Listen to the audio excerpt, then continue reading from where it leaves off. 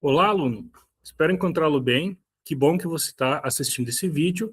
É sinal que você seguiu as instruções e está buscando esse conteúdo adicional sobre complexidade de algoritmos, que é essencial para as nossas disciplinas de algoritmos e programação, estrutura de dados e também, posteriormente, estruturas de dados avançadas e outras disciplinas que vocês vão aprender ao longo do curso. Então, vocês já me conhecem, sou o professor José Toniaso e vamos lá. Então, o objetivo dessa gravação é passar para vocês uma introdução à complexidade dos algoritmos. Veja que não é uma explicação a fundo sobre o assunto, mas uma explicação que eu julgo suficiente para algo que eu considero de extrema importância, que é você saber a complexidade dos algoritmos que você vai utilizar ao longo da tua graduação e também no teu cotidiano, que isso tem muita utilidade prática. Ao final, eu vou passar alguns exemplos e também passar aí para vocês alguns exercícios. Legal. Então, indo direto ao ponto, vamos começar a apresentação aqui dos slides que eu preparei para vocês.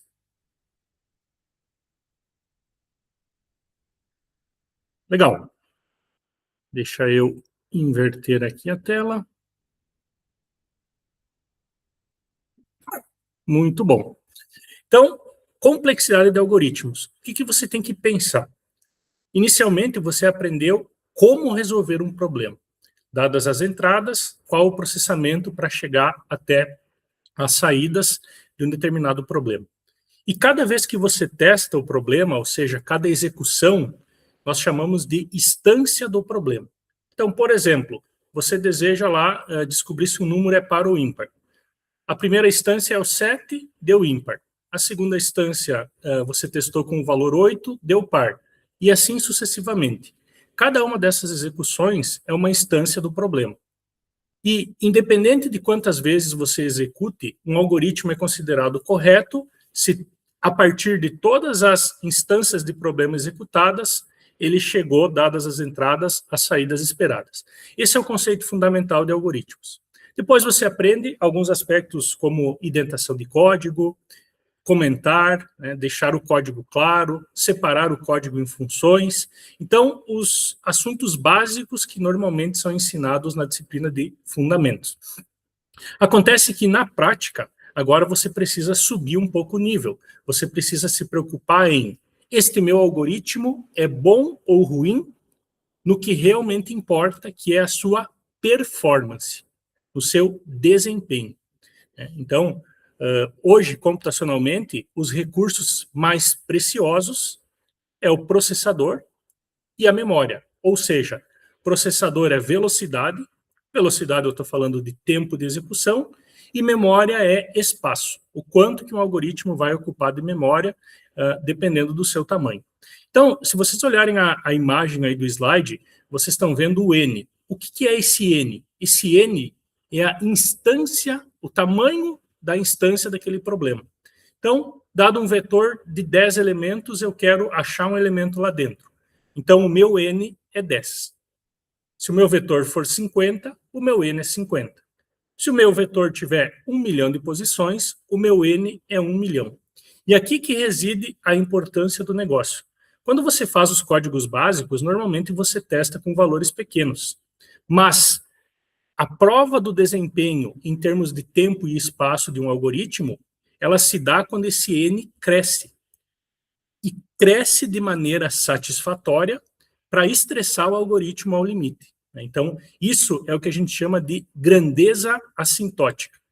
Então, a grandeza assintótica é um N suficientemente grande para levar aquele algoritmo a um teste no seu extremo. Por que isso? Para garantir que ele tenha uma boa performance em termos de tempo e de espaço. Então, por exemplo, os países, a lista dos estados do país, do nosso Brasil, 26, 27 estados. Esse problema é um N pequeno, é um N que, por sua vez, ele não consegue se mostrar tão grande, dependendo do tipo de problema que você vai resolver. Então, um algoritmo ruim, um algoritmo bom, ele vai resolver esse problema da mesma maneira. Agora, troca estados por municípios. Aí eu estou falando de, sei lá, 5.800 municípios no Brasil. esse N já parece ser um pouco mais interessante. Então, pegando um problema clássico da computação, como é o caso do caixeiro viajante, onde ele tem que passar por todos os pontos, visitando uma única vez de maneira otimizada e garantindo a melhor rota. Esse é um problema que envolve grafos e ele é um problema extremamente complexo. Na ciência da computação, a gente chama esses problemas de problemas não polinomiais, ou seja, a resolução dele com algoritmos clássicos não consegue ser feita em um tempo satisfatório. Então, esse algoritmo acaba tendo um desempenho ruim e precisa se buscar outras alternativas. Não vem ao caso aqui nessa aula, mas, por exemplo, são heurísticas, né, que dão resultados aproximados. Por isso que quando você pega um software de GPS, ele dificilmente vai te dar a rota perfeita, ainda mais se forem caminhos longos. Ele vai te dar uma rota otimizada, né, que satisfaça aquele problema de maneira suficiente. Agora, o que acontece? Para a mesma rota, num outro cenário, pode ser que ele gere um outro trajeto. Então, por isso que esse algoritmo ele é heurístico, porque ele não vai dar sempre a partir das mesmas entradas, as mesmas saídas. Mas, enfim, esse é um assunto que você vai ver mais à frente. Para nós, é suficiente entender o básico, né? Então, pegando instâncias grandes de problemas, que agora você já sabe que isso se chama grandeza assintótica, você consegue levar um teste de algoritmo ao extremo para ver se realmente ele é bom ou não é. Então, sempre que você for codar algo que você vai precisar colocar em produção, por exemplo, num software, você tem que saber. Beleza, eu testei aqui, como a gente diz, né, na minha máquina funcionou. Mas você testou para 10 registros, por exemplo, ordenar elementos. Você ordenou lá a lista de produtos, testando 10 produtos, funcionou. E se essa lista crescer para 1 milhão de produtos? Às vezes você não fez esse teste, e quando isso for rodar em produção, lá num supermercado grande que utiliza teu software, quando o funcionário lá foi clicar em ordenar, simplesmente o software demorou minutos ou até travou, porque o método de ordenação implementado foi ruim.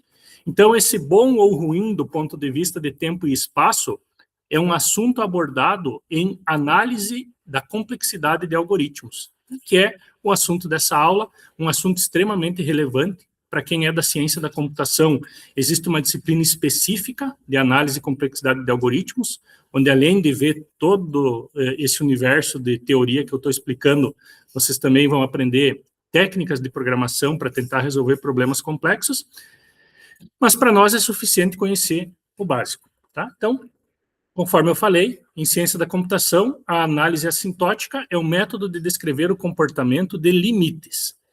Tá? Então, um exemplo clássico para nós é o desempenho de algoritmos quando aplicados a um volume muito grande de dados de entrada. E é isso que eu falei. O quanto isso é dado, né? Então, depende muito do nosso problema. Beleza? Então, grandeza assintótica, eu costumo dizer que é grande o suficiente para estressar um algoritmo, né? Então, pegando um exemplo clássico de ordenar elementos em um vetor. Se eu trabalhar com um vetor de 1000 posições, isso para o computador ainda é pouco. 10.000, em muitos casos, né, até o mesmo algoritmo ruim resolve. Daqui a pouco, 100.000 ou 1 milhão, aí você começa a ter uma grandeza assintótica interessante para validar se aquele teu algoritmo é bom. Então, você tem lá um sistema onde, no máximo, vão ter 80.000 itens cadastrados, que vai citar o limite lá dos SKU, né, dos códigos de produto. Nunca vai ter mais que 80.000 produtos. Então, 80.000 vai ser a tua grandeza assintótica para testar se o teu algoritmo é bom. Em outros casos, pode ser que seja 1.000. Eu quero cadastrar aí alunos para uma turma de uma disciplina. Eu sei que a grandeza assintótica dificilmente vai passar de 100. Então, vejam que, dependendo do problema, a grandeza assintótica muda, mas você, enquanto programador, sempre tem que pensar: como é que eu levo esse algoritmo ao extremo? Então, dentro da análise de algoritmos, como eu falei, nós vamos estar pensando em tempo de execução, principalmente tempo de execução, ele acaba sendo o mais relevante, e também uso de memória. Então, nós começamos aqui com os critérios subjetivos, como eu falei anteriormente, facilidade de compreensão, etc., né? Mas o que nos interessa agora é usar os recursos do computador da melhor maneira. Então, por isso que a análise de algoritmos é importante. Aqui, pessoal, temos o ponto-chave da nossa aula, que é vocês entenderem e decorarem este carinha aqui. Então, a gente chama de análise de pior caso, que é o Big O, ou então o grande, traduzindo para português, mas normalmente a gente fala Big O. Tá? Então, análise de complexidade, você vai partir de 3 cenários que é parecido com a vida real. Imagina o teu giro mensal, né? Digamos que você ganha lá R$2.000 e você pensa, no melhor dos casos, eu vou passar o mês com 1.500, pagando minhas contas, e vou guardar 500. Em média, eu gasto 1.800 e consigo guardar 200. Mas, no pior caso, né, e se der algum problema lá, um gasto inesperado, e eu ficar negativo, como é que eu faço para resolver isso? Aí eu vou ter que usar a minha poupança de emergência. Então, o Big O, pessoal, ele é sempre uma abordagem pessimista. Ele pensa no pior dos casos. Então, do ponto de vista de algoritmos, dada a grandeza assintótica maior, um N suficientemente grande, como eu falei anteriormente, qual vai ser o desempenho desse algoritmo? E por que ele é mais importante? Porque se você previu o pior caso, os outros, naturalmente, eles vão estar resolvidos, certo? Então, por isso que eu vou focar no pior caso, os outros eu só vou dar uma passada, mas quem tiver interesse. Existe toda uma abordagem matemática de como é que eu chego a essa análise, né? Então, eu preciso obter uma função f de n, que vai, a partir do tamanho da entrada, né, e analisando meu algoritmo, obviamente, dizer se aquele código é eficiente ou não. Então, isso é o ponto central da complexidade de algoritmos. Certo? Então, passando rapidamente, o ômega, que é o melhor caso, é o menor tempo de execução. Então, você não vai ter aplicação relevante na maioria dos casos. Então, por exemplo, a pesquisa sequencial. O que é a pesquisa sequencial? Você vai ter um vetor com N elementos e você vai varrer esse vetor da esquerda para a direita até achar o elemento. Então, pegando esse caso aqui para todos os tipos de análise, né? O melhor caso é você achar o elemento aqui na primeira posição. Beleza. Então, a complexidade de melhor caso, ela é constante, ou seja, precisou fazer uma operação só. Só que eu não posso ter essa abordagem otimista, né? O meu problema, ele está aqui, ó. E se eu não achar o elemento, ou se ele estiver lá na última posição, né? Aí sim é o ponto que eu tenho que me preocupar, porque eu sempre vou ter que varrer todo o vetor olhando para a sua grandeza assintótica. Então, a análise do melhor caso, ela é teórica, mas não tem tanta utilidade prática. O caso médio, ele é um pouco mais usado, porque ele dá, como o próprio nome diz, uma média dos tempos de execução, e é representado por esse, como se fosse o Big O cortado pela metade, para você memorizar, né? Então, se Big O é o pior caso, o Big O cortado ao meio é o caso médio. Mas é a letra grega θ, tá? Então, esse aqui é só um macete de memorização. Tá? Então, vejam, ele vai tentar achar, em média, quanto que você vai gastar de tempo para um algoritmo. Então, por exemplo, no caso da pesquisa sequencial, o caso médio seria mais ou menos achar o elemento no meio do vetor. Então, a complexidade dele é n sobre 2, que a gente vai ver depois que se reduz também a n, porque eu sempre deixo o fator de crescimento maior para a complexidade. Beleza? Então, esse é o caso médio, né? Tem uma aplicação, mas não é o foco aí da nossa aula hoje.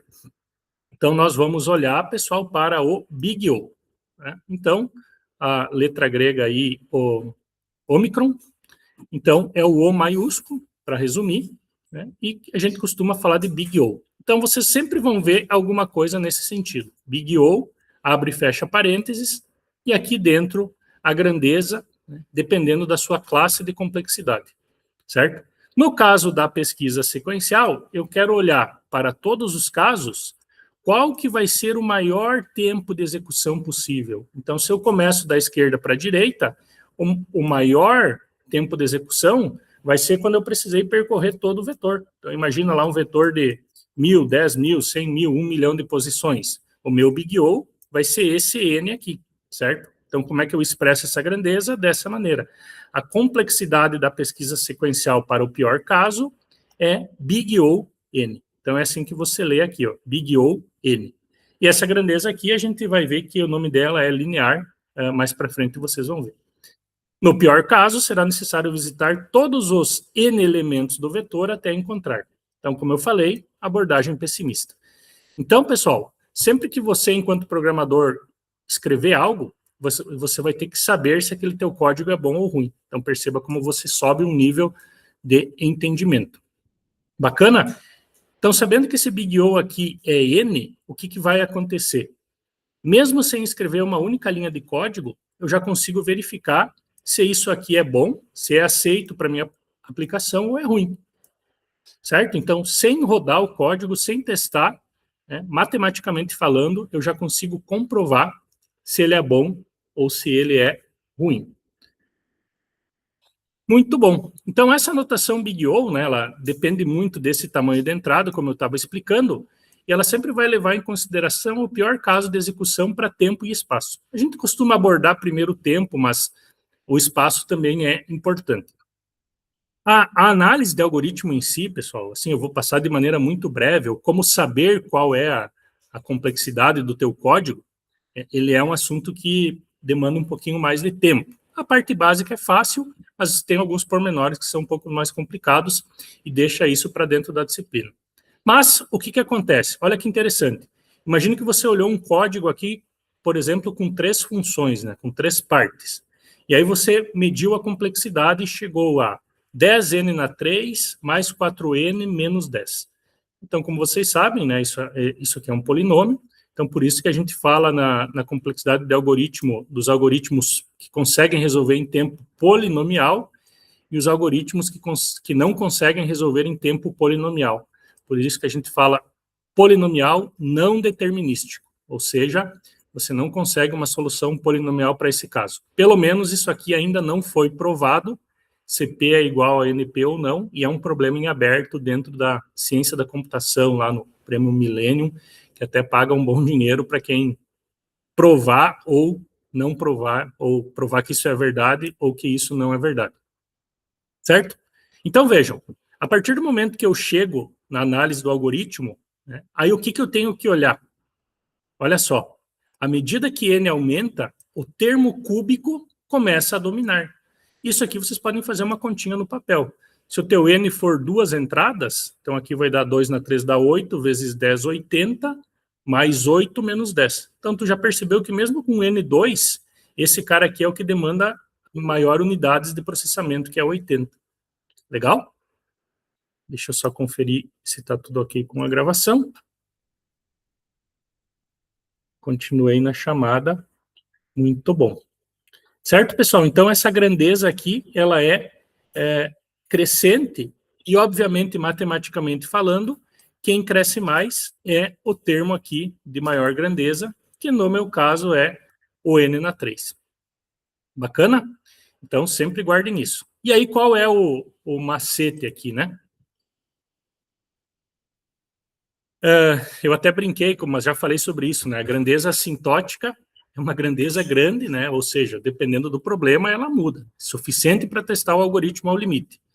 E a assintótica tem essa relação com o comportamento da função ou sistema, quando a entrada ou o tamanho cresce muito e se aproxima do infinito. Então, essa grandeza assintótica, né, é como se fosse aqui, ó, um caso de teste, que é o limite de performance para...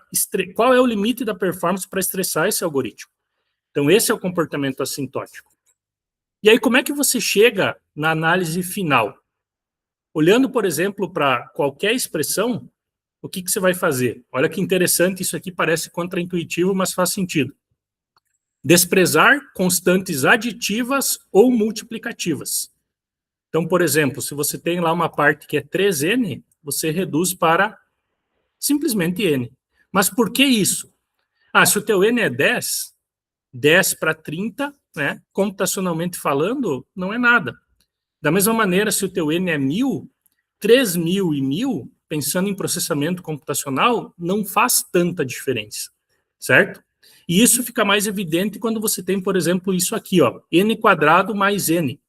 Ao invés de você dizer que a complexidade é essas duas coisas, você aproxima para n quadrado. Então, nesse caso de análise assintótica, se o teu código fosse isso aqui, que basicamente é um for aninhado e um for simples, quem mais vai consumir recurso é o for aninhado. Então, essa é a parte do código que você vai ter que se preocupar, e a gente costuma dizer que, a grandeza dele aqui é big O n quadrado. Da mesma maneira, nesse caso aqui, faz esse exercício, né? Pode pausar o vídeo aí.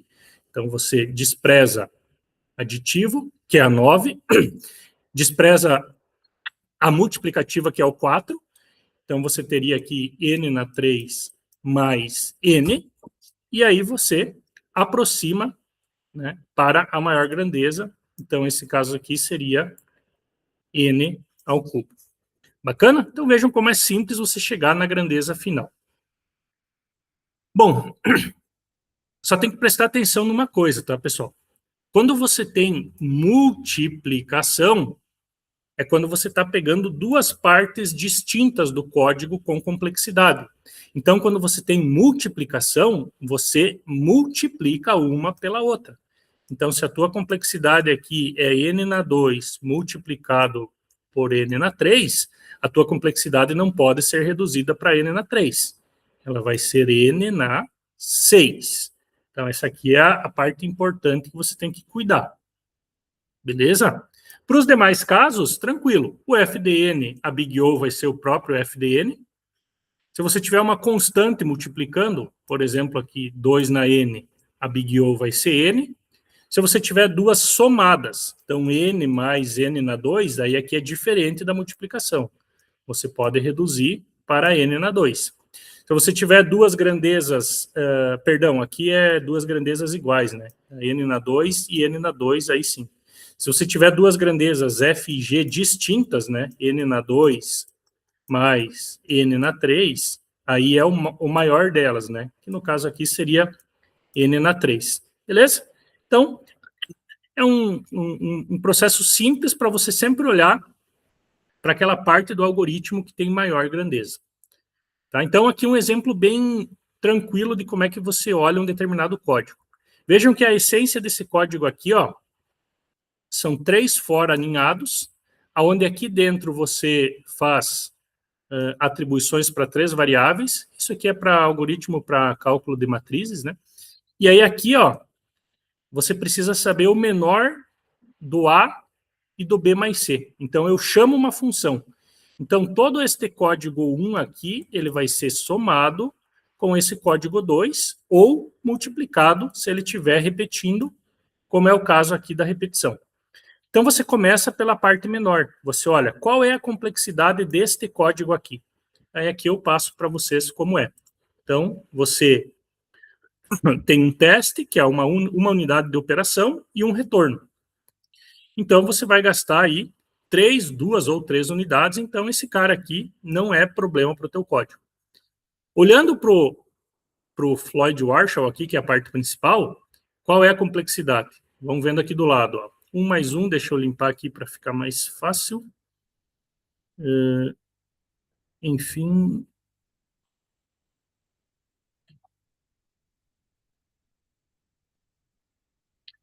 Aí você vai somando mais uma operação, e aí tu chega no laço. Então vejam por que eu coloquei n aqui, ó.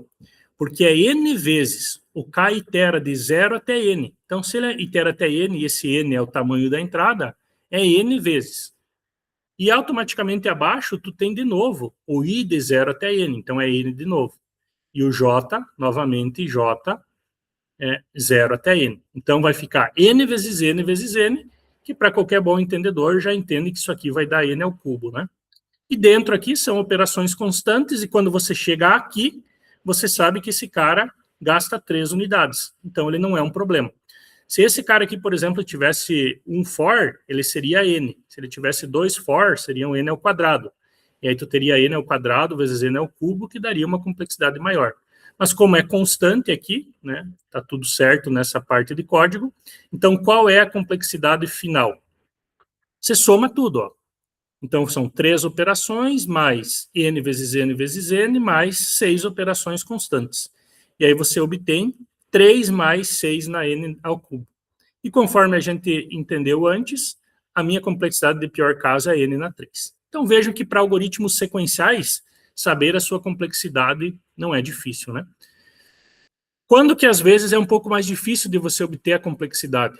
Por exemplo, quando tu trabalha com funções e essas funções utilizam aí recursividade, tá? Então, aí você passa a ter alguns problemas. E como eu falei, né, até vale um disclaimer aí, vocês entenderem o que é recursividade, né?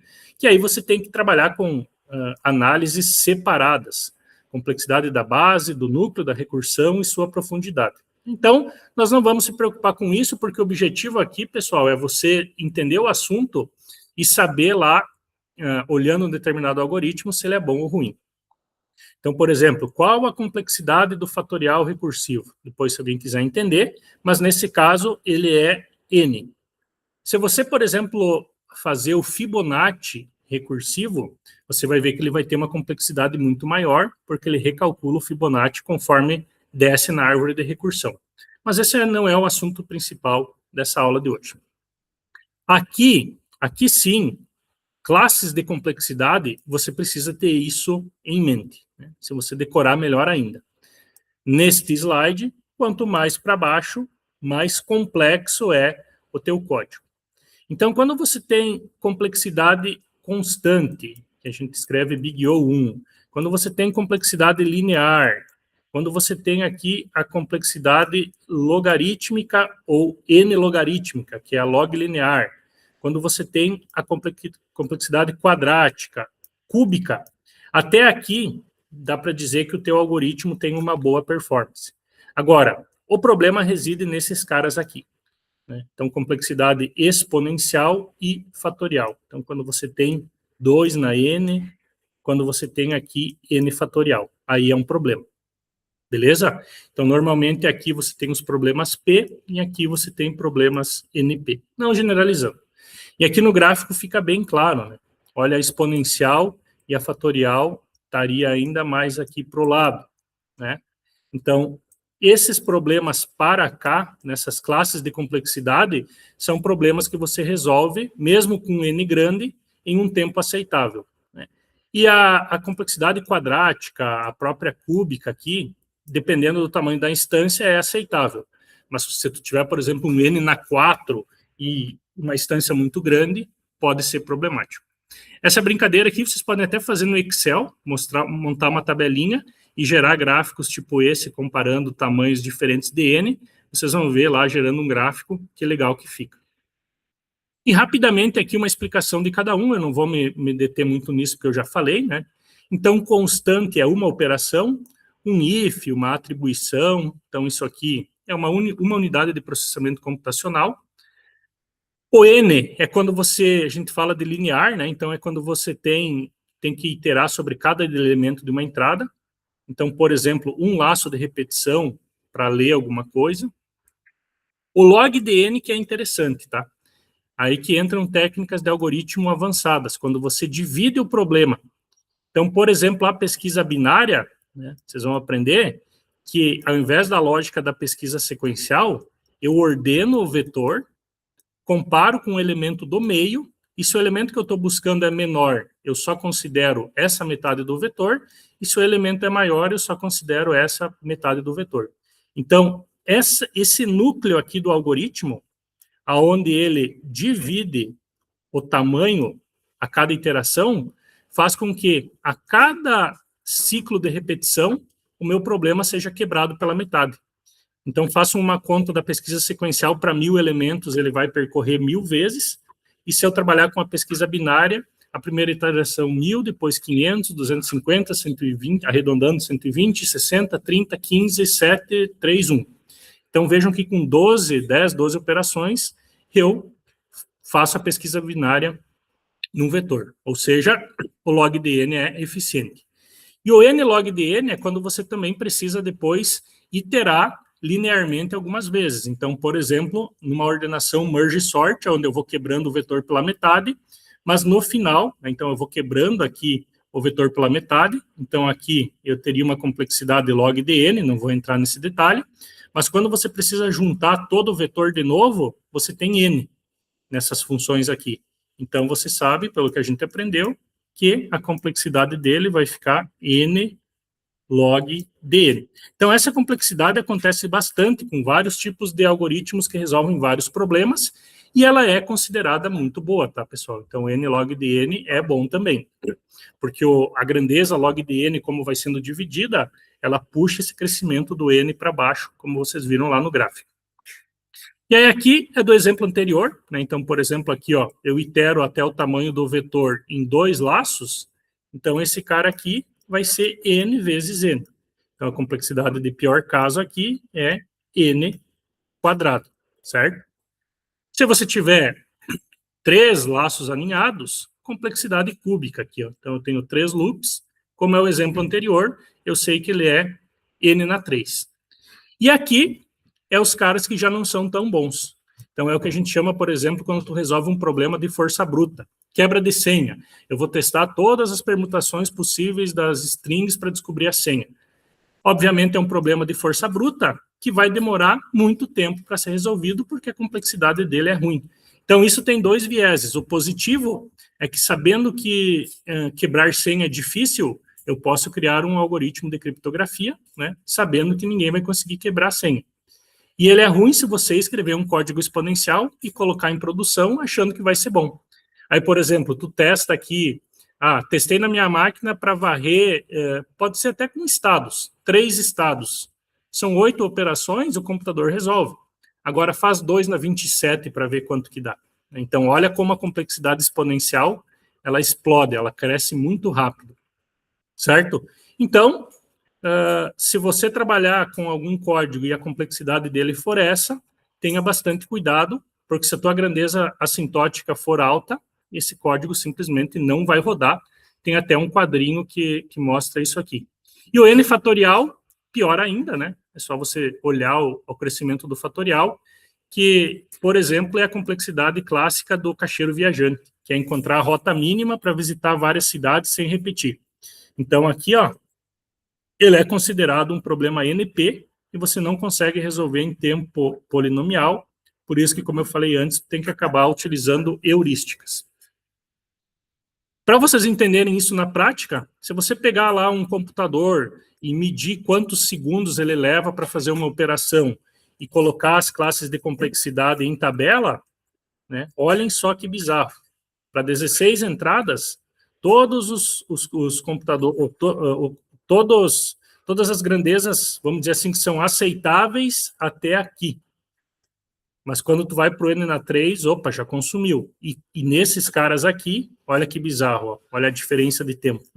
Tanto que se esse n dobrar simplesmente 16 para 32, que aqui parece inofensivo, aqui já começa a ter impacto, aqui também, 33 segundos para executar alguma coisa, e olha aqui, ó, dias ou séculos um algoritmo ruim levaria. E quando isso cresce bastante, então nem se fala, ó. Vejam que até o n log de n aqui estaria aceitável, mas aqui 4 minutos, horas e olha só, que bizarro isso aqui. Então vejam, né, olhando isso aqui se prova por si só por que complexidade de algoritmos é importante.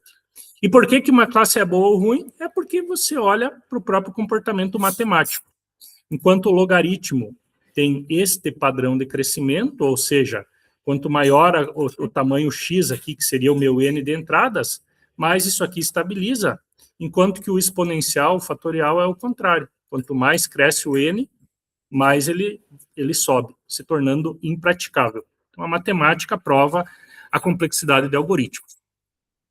Então, pessoal, basicamente, todo algoritmo agora eu passo a me preocupar com o limite superior, né? Ou seja, o quanto este limite de superior ele é medido, e também o limite inferior. Para alguns problemas, eu nunca consigo fazer em menos tempo que um limite mínimo.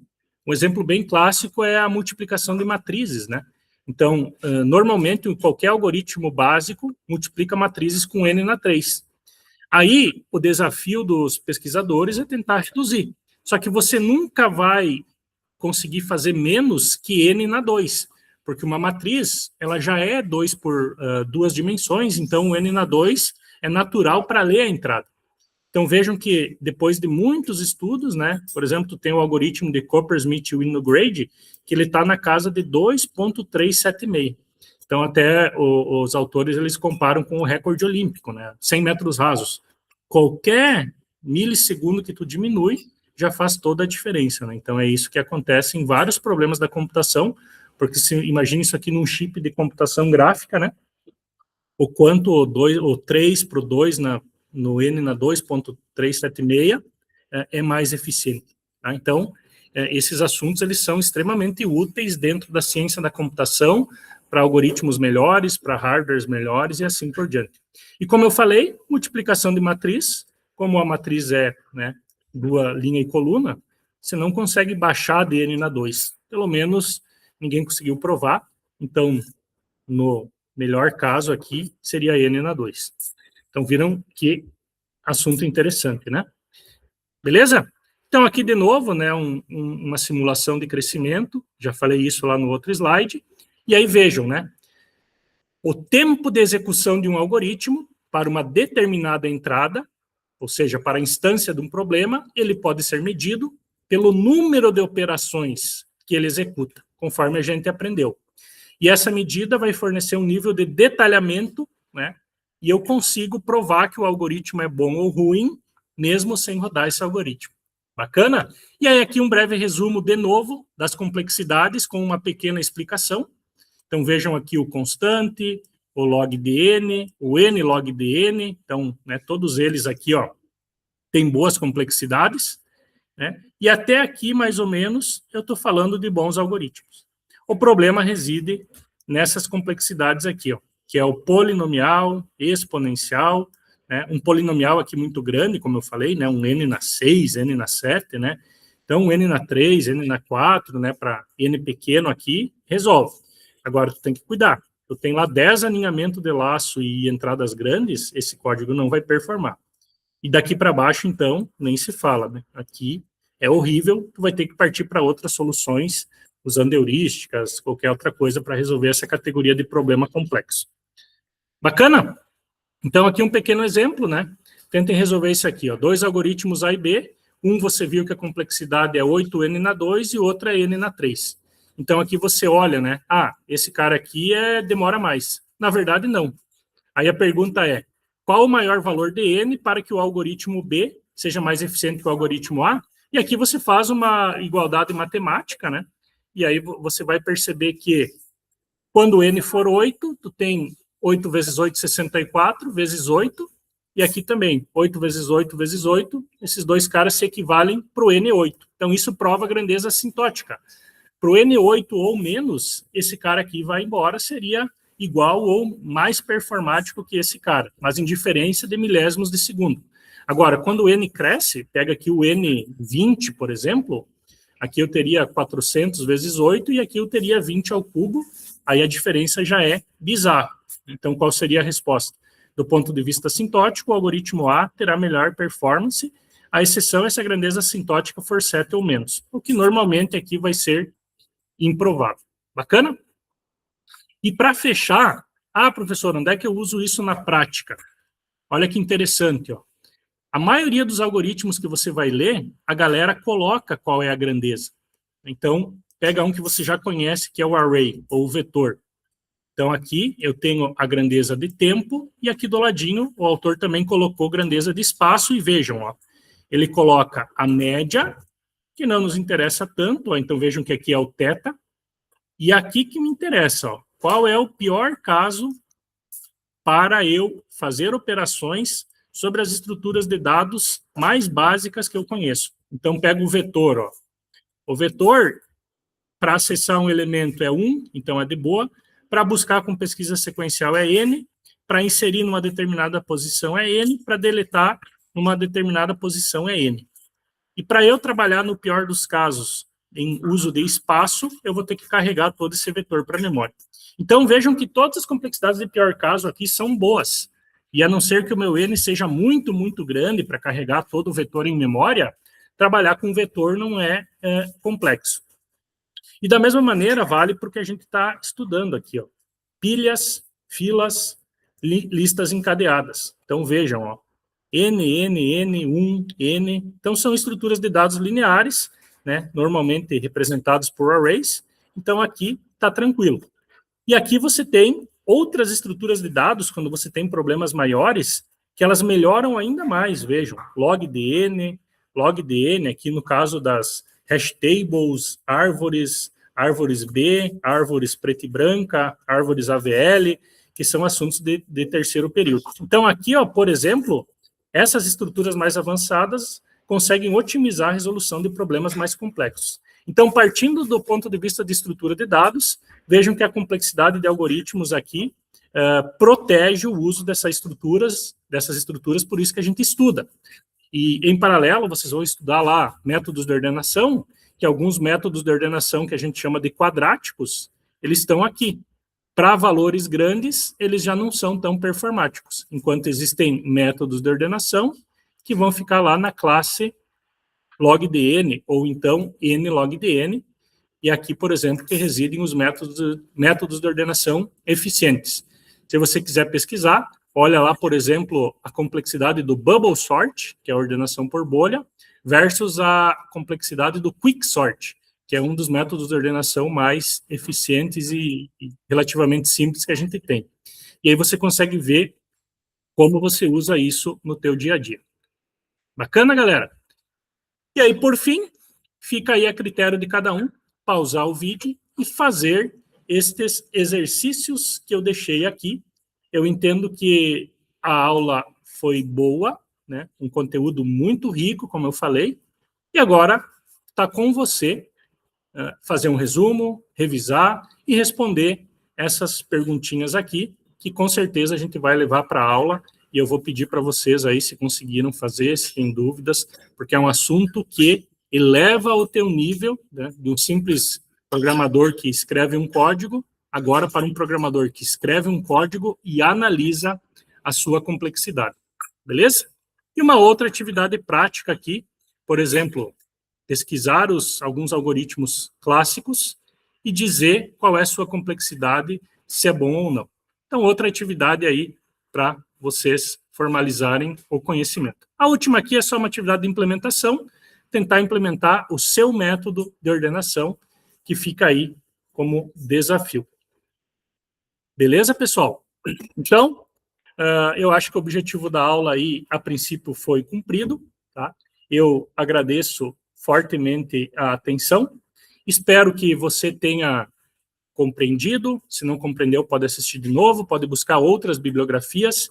Tem lá os livros de algoritmos, como a da Ana Asensio, lá na Pearson Online. Tem o livro do Cormen, que você acha online também, que é Algoritmos, Teoria e Prática. São bibliografias clássicas que você pode reforçar o teu conhecimento.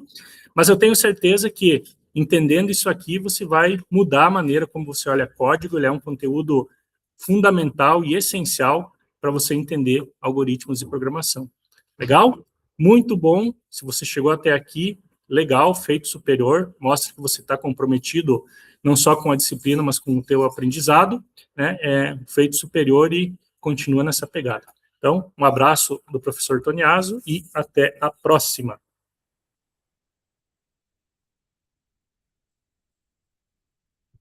Encerrando a gravação.